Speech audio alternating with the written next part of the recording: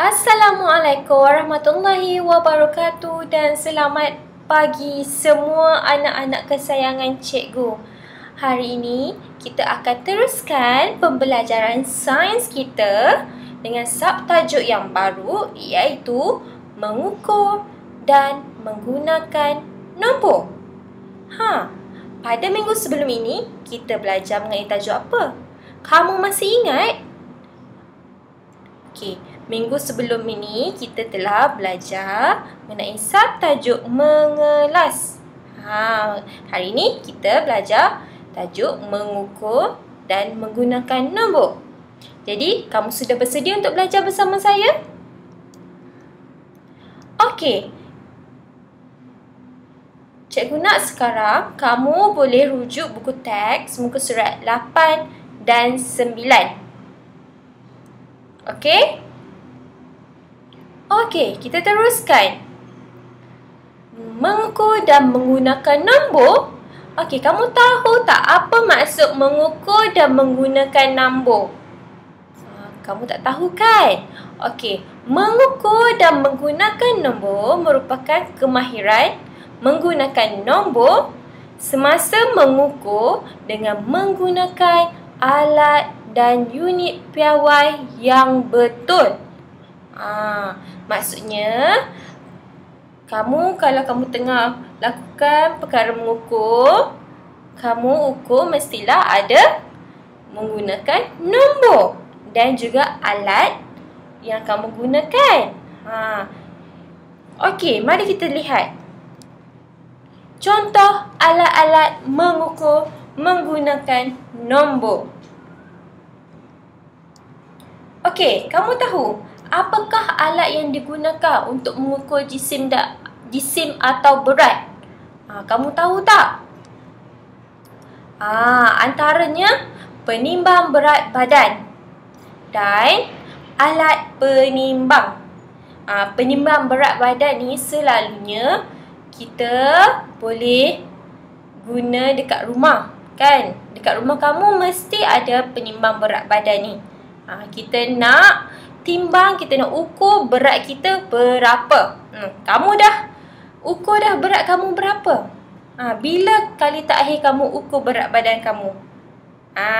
Mesti dah lama kan tak ukur. Okey.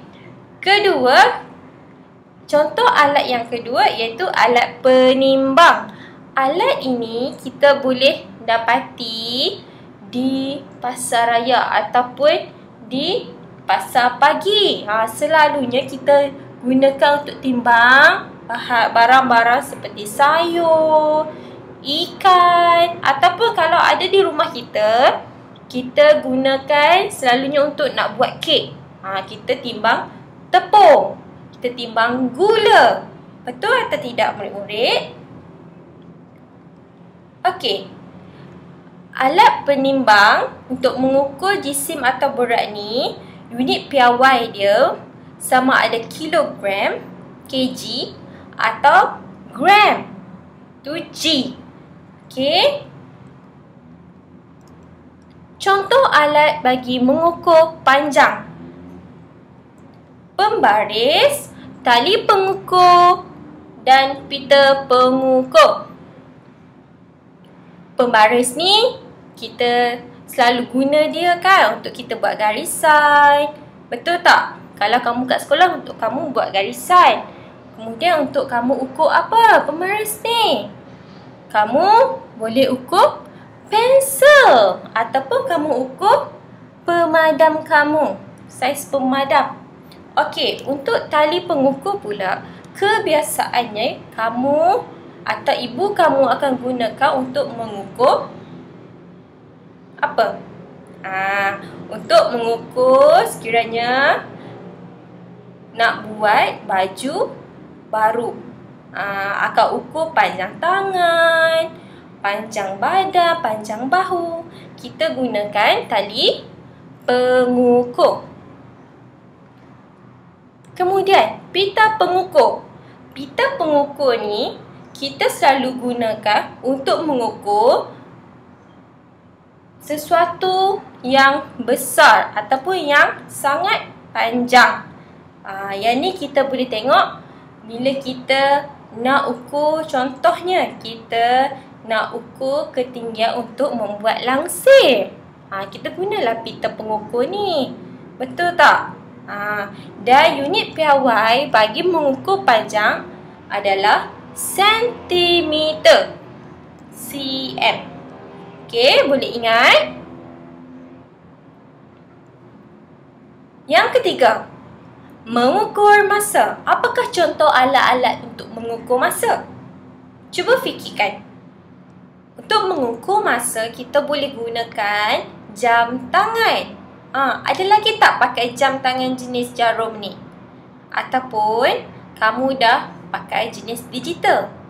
Okey, kalau jam digital lagi mudah untuk kita mengukur masa kerana dia terus naik nombor, minit dan saat. Okey, yang kedua, untuk mengukur masa kita boleh gunakan alat yang dinamakan jam randik. Jam randik ini kegunaan dia untuk mengukur masa yang singkat. Contohnya, kamu boleh tengok apabila ada sukaneka ataupun sukantara di sekolah di Padang. Cikgu-cikgu akan gunakan jam randik untuk mengukur masa larian. Sebab dia untuk ukur masa yang singkat. Jadi, apakah unit piawai bagi mengukur masa? Okey, unit piawai bagi mengukur masa ialah minit atau saat. Okey, seterusnya contoh alat bagi mengukur suhu. Apa dia? Agak-agak kamu apa? Okey, semestinya lah termometer. Termometer ni banyak jenis. 1, 2, 3. Kebiasaannya kamu akan dapat lihat yang ketiga. Gambar yang ketiga ni mesti selalu kita tengok dia. Contohnya bila kita nak masuk pasar raya, kan? Kita nak pergi sekolah, kita nak cek suhu. Kita guna termometer digital. Kita akan ukur di dahi kita. Okey. Gambar yang di tengah ini kegunaan dia untuk mengukur suhu sekiranya kita buat eksperimen. Kita akan cara dia kita akan masukkan termometer ini ke dalam beaker yang berisi air. Kita nak ukur suhu dia berapa. Kita gunakan termometer jenis ini. Okey. Untuk termometer yang berwarna biru ini, kita mengukur suhu badan. Yang ni kita gunakan dengan masuk, kita letak dekat mulut kita. Okey. Untuk mengukur suhu, unit piawai dia, kita gunakan Celsius. Okey, ingat Celsius. Seterusnya, contoh alat bagi mengukur isi padu. Kita ada beaker dan silinder penyukat. Yang ni selalunya kegunaan untuk kita ukur isi padu air. Okey, unit piawai bagi mengukur isi padu ialah liter atau mililiter. Cara dia kita nak ukur berapa isi padu air, kita masukkan dalam beaker atau silinder penyukat. Kemudian kita tengok di mana paras takat air itu berada. Di situlah kita boleh buat bacaan nilai isi padu.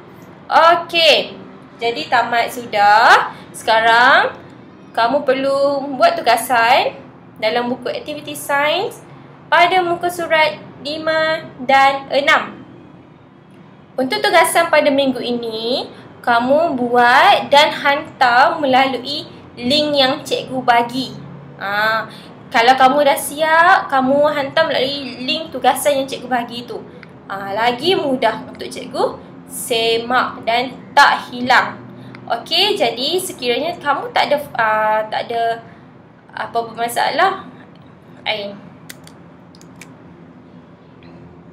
Okey, jadi pada minggu ini tugasan kamu ialah kamu kena buat latihan dalam buku aktiviti sains muka surat 5 dan 6. Dan hasil kerja kamu perlu dihantar melalui link tugasan yang cikgu bagi. Kenapa cikgu bagi link tu? Nak elakkan kehilangan kamu punya tugasan kamu. Cikgu dah penat-penat semak, tiba-tiba boleh hilang. Okey, faham semua? Okey, cikgu harap kamu dapat ilmu pada perkongsian cikgu pada hari ini. Sekiranya kamu ada masalah, kamu boleh hubungi cikgu. Okey, cikgu akhiri dengan Assalamualaikum warahmatullahi wabarakatuh dan jaga diri kamu baik-baik. Bye-bye.